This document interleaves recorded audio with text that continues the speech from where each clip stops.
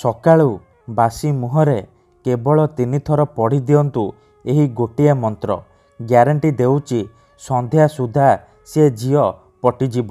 ନିଜେ ଆସି ଆପଣଙ୍କ ସହିତ କଥା ହେବ, ଆପଣଙ୍କୁ ଭଲ ପାଉଛି ବୋଲି କହିବ। ଆପଣଙ୍କ ପ୍ରେମରେ ଏମିତି ଦିବାନୀ ହେଇଯିବ କି ଆପଣଙ୍କୁ ଛାଡ଼ି ଗୋଟେ ମୁହୂର୍ତ୍ତ ବି ରହିପାରିବନି। କେବଳ ଆପଣଙ୍କୁ ସକାଳୁ ଉଠିବା ମାତ୍ରେ ବାସି ମୁହଁରେ 3 ଥର ଏହି ମନ୍ତ୍ରକୁ ପଢ଼ିବାର ଅଛି। ତାପରେ ଦେଖିବେ ଚମତ୍କାର। ଗ୍ୟାରେଣ୍ଟି ଦେଉଛି ଯେଉଁ ଝିଅ ପଟୁନଥିଲା ସେ ଝିଅ ଆପେ ଆପେ ପଟିଯିବ।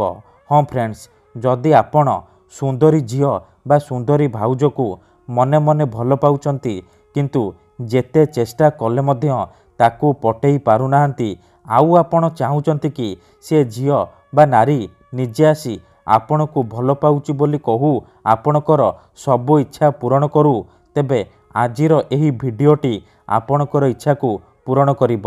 କାରଣ ଆଜିର ଏହି ଭିଡ଼ିଓଟିରେ ମୁଁ ଆପଣଙ୍କୁ ଶିଖେଇବି ଦୁନିଆର ସବୁଠାରୁ ମହାଶକ୍ତିଶାଳୀ ବଶୀକରଣ ମନ୍ତ୍ର।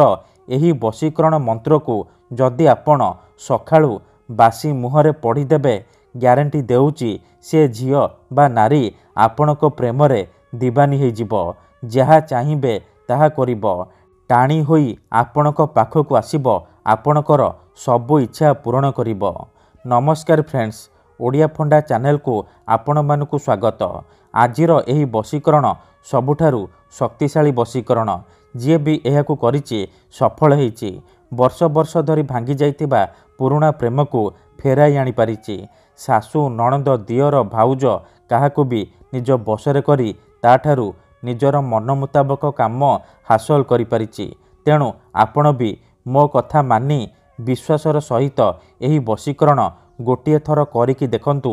ତାପରେ ଦେଖିବେ କିପରି ସେହି ସମୟଠାରୁ ସେ ଝିଅ ବା ନାରୀ ଆପଣଙ୍କ ବଶରେ ହେଇଯିବ। ପାଗଳି ପରି ଆପଣଙ୍କୁ ଭଲ ପାଇବାକୁ ଲାଗିବ। ଆପଣଙ୍କୁ ନ ଦେଖି ଗୋଟେ ମୁହୂର୍ତ୍ତ ବି ରହିପାରିବନି।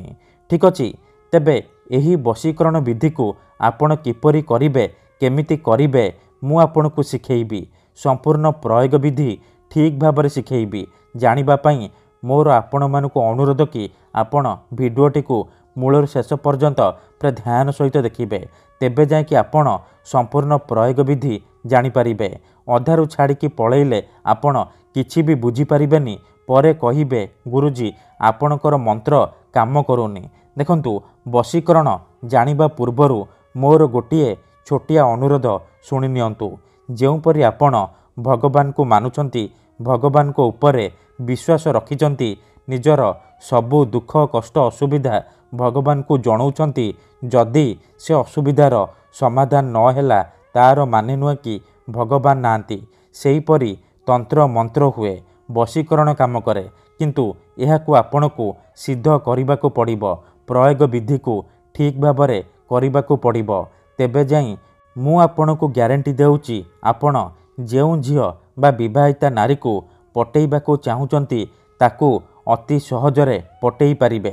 ତାକୁ ନିଜ ବଶରେ କରି ତାଠାରୁ ନିଜର ମନ ମୁତାବକ କାମ ହାସଲ କରିପାରିବେ। ହଁ ଫ୍ରେଣ୍ଡସ୍, ଠିକ୍ ଅଛି। ତେବେ ବଶୀକରଣ କରିବା ପୂର୍ବରୁ ବଶୀକରଣ ବିଷୟରେ କିଛି ଜାଣି ରଖନ୍ତୁ। ବଶୀକରଣ କ'ଣ ପାଇଁ କରାଯାଏ? ଯେତେବେଳେ ଆପଣ କାହାକୁ ନିଜଠାରୁ ଅଧିକ ଭଲ ପାଉଛନ୍ତି, ତା ବିନା ବଞ୍ଚିପାରିବେନି ଭାବୁଛନ୍ତି, ତା ପଛରେ ଗୋଡ଼େଇ ଗୋଡ଼େଇ ଥକିଗଲେଣି, ସବୁ ସମୟ ସାରି ସାରିଲେଣି, କିନ୍ତୁ ସେ ଝିଅ ଆପଣଙ୍କୁ ଭାව ଦେଉନି, ଅଣଦେଖା କରୁଛି, ସେତେବେଳେ ଆପଣ ବଶୀକରଣ କରିପାରିବେ। ବଶୀକରଣର ମାନେ ହେଉଛି ନିଜର ଭାବନାକୁ ଅନ୍ୟର ଦିମାଗରେ ପହଞ୍ଚେଇବା, ନିଜର ଭଲ ପାଇବାକୁ ଅନ୍ୟର ଦିମାଗରେ ପହଞ୍ଚେଇବା, ମାନେ ସେ ଝିଅ ବା ନାରୀର ଦିମାଗରେ ପହଞ୍ଚେଇବା। ତେଣୁ ମୋର ଆପଣମାନଙ୍କୁ ଅନୁରୋଧ କି ମନରେ କୌଣସି ଖରାପ ଉଦ୍ଦେଶ୍ୟ କିମ୍ବା କୌଣସି ଖରାପ କାମ ପାଇଁ ଆପଣ ଏହି ବଶୀକରଣ ମନ୍ତ୍ରକୁ ପାଠ କରିବେନି। କାହିଁକି ନା ଏହି ମନ୍ତ୍ର ସବୁଠାରୁ ସହଜ କିନ୍ତୁ ମହାଶକ୍ତିଶାଳୀ ବଶୀକରଣ ମନ୍ତ୍ର। ଏହି ଗୋଟିଏ ମନ୍ତ୍ରକୁ ଯଦି ଆପଣ ସକାଳୁ ଉଠିବା ମାତ୍ରେ ବାସି ମୁହଁରେ ପଢ଼ିଦେବେ, ସେପଟେ ସେ ଝିଅ ବା ନାରୀ ଆପଣଙ୍କ ଆଡ଼କୁ ଆକର୍ଷିତ ହେବାକୁ ଲାଗିବ। ବିଚଳିତ ହୋଇ ଉଠିବ।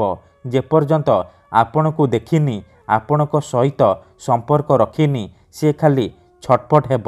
ତେଣୁ ଯଦି ଆପଣ ଏହି ବଶୀକରଣ କରିବାକୁ ଚାହୁଁଛନ୍ତି, ସେ ଝିଅ ବା ନାରୀକୁ ପଟେଇବାକୁ ଚାହୁଁଛନ୍ତି, ତାକୁ ନିଜ ବଶରେ କରି ତାଠାରୁ ନିଜର ମନ ମୁତାବକ କାମ ହାସଲ କରିବାକୁ ଚାହୁଁଛନ୍ତି, ତେଣୁ ମୋର ଆପଣମାନଙ୍କୁ ଅନୁରୋଧ କି ଆପଣ ଭିଡ଼ିଓଟିକୁ ପୁରା ଧ୍ୟାନ ସହିତ ଶେଷ ପର୍ଯ୍ୟନ୍ତ ଦେଖିବେ।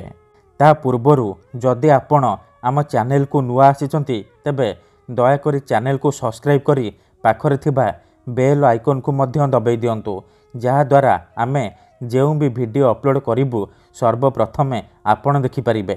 ଠିକ୍ ଅଛି, ମନେ ରଖନ୍ତୁ, ଏହି ବଶୀକରଣ ବିଧିକୁ ଆପଣ କେଉଁ ବି ବାରରେ କରିପାରିବେ, କିନ୍ତୁ ଯେବେ ବି କରିବେ ସକାଳୁ ବାସି ମୁହଁରେ କରିବେ। ବିନା ହାତ ଗୋଡ଼ ମୁହଁ ଧୋଇକି ସକାଳୁ ବାସି ମୁହଁରେ କରିବେ। ପ୍ରଥମେ ଆପଣ କ'ଣ କରିବେ, ଯେତେବେଳେ ରାତିରେ ଶୋଇବା ପାଇଁ ଯିବେ, ଗୋଟିଏ ଗ୍ଲାସରେ ଚିନି ପାଣି ଆଣିବେ। ତାପରେ ସେ ପାଣି ଗ୍ଲାସକୁ ନିଜର ସାମ୍ନାରେ ରଖିବେ, ଆଉ 7 ଥର ସେଇ ଝିଅ ବା ନାରୀର ନାମ କହିବେ ଯାହାକୁ ଆପଣ ବଶରେ କରିବାକୁ ଚାହୁଁଛନ୍ତି। ପ୍ରଥମେ ଆପଣ ତାକୁ ମନେ ମନେ ଭାବିବେ, ତାର ମୁହଁକୁ ନିଜ ମନରେ ଭାବିବେ। ତାପରେ 7 ଥର ସେଇ ଝିଅ ବା ନାରୀର ନାମ କହି ଆପଣ ପାଣି ଗ୍ଲାସରେ 3 ଥର ଫୁଙ୍କିଦେବେ। ତାପରେ ସେ ପାଣି ଗ୍ଲାସକୁ ନିଜର ଖଟ ତଳେ ରଖିକି ଶୋଇପଡ଼ିବେ। ଯଦି ଆପଣ ଖଟରେ ଶୋଉନାହାନ୍ତି, ତଳେ ଶୋଉଛନ୍ତି, ତେବେ ଆପଣ ସେ ପାଣି ଗ୍ଲାସକୁ ନିଜର ମୁଣ୍ଡ ପାଖରେ ରଖିକି ଆପଣ ଶୋଇପଡ଼ିବେ। ସକାଳୁ ଉଠିବା ମାତ୍ରେ ଆପଣ ବାସି ମୁହଁରେ, ବିନା ହାତ ଗୋଡ଼ ମୁହଁ ଧୋଇକି ଆପଣ ବାସି ମୁହଁରେ ଆଖି ବନ୍ଦ କରିକି ସେଇ ଝିଅ ବା ନାରୀକୁ ମନେ ମନେ ଭାବିବେ, ତାର ମୁହଁକୁ ନିଜ ମନରେ ଭାବିବେ। ତାପରେ ଏହି ମନ୍ତ୍ରକୁ 3 ଥର ପଢ଼ିବେ, ଆଉ 3 ଢୋକ ପାଣି ଆପଣ ପିଇଦେବେ। ଦେଖନ୍ତୁ, ମନେକର ଆପଣ ଯେଉଁ ଝିଅ ବା ନାରୀକୁ ବଶରେ କରିବାକୁ ଚାହୁଁଛନ୍ତି ତାର ନାମ ହେଉଛି ସବିତା, ତେବେ ଆପଣ ମନ୍ତ୍ରକୁ ଏହିପରି ପଢ଼ିବେ, ସବିତା ତୀବ୍ର ବଶୀଭୂତଂ, ସବିତା ତୀବ୍ର ବଶୀଭୂତଂ। ଥରେ ଆପଣ କହିବେ ସବିତା ତୀବ୍ର ବଶୀଭୂତଂ, ଗୋଟିଏ ଢୋକ ପାଣି ପିଇଦେବେ। ଆଉ ଥରେ କହିବେ ସବିତା ତୀବ୍ର ବଶୀଭୂତଂ, ଆଉ ଗୋଟିଏ ଢୋକ ପାଣି ପିଇଦେବେ। ଏହିପରି ଆପଣ ଲଗାତାର 3 ଥର କହିବେ, ଆଉ 3 ଢୋକ ପାଣି ଆପଣ ପିଇଦେବେ। ଏହିପରି ଆପଣ ଲଗାତାର 3 ଦିନ ପର୍ଯ୍ୟନ୍ତ ସକାଳୁ ଉଠିବା ମାତ୍ରେ ବାସି ମୁହଁରେ କରିବେ। ମନେ ରଖନ୍ତୁ, ଏହି ବିଧିକୁ ଆପଣ ଅଧାରୁ ଛାଡ଼ିବେନି। ଲଗାତାର 3 ଦିନ ପର୍ଯ୍ୟନ୍ତ ସକାଳୁ ଉଠିବା ମାତ୍ରେ ବାସି ମୁହଁରେ ଏହିପରି କରିବେ। ତାପରେ ଦେଖିବେ ଯେଉଁ ଝିଅ ପଟୁନଥିଲା, କିପରି ସେ ଝିଅ ଆପଣଙ୍କ ପ୍ରେମରେ ଦିବାନୀ ହୋଇଯିବ।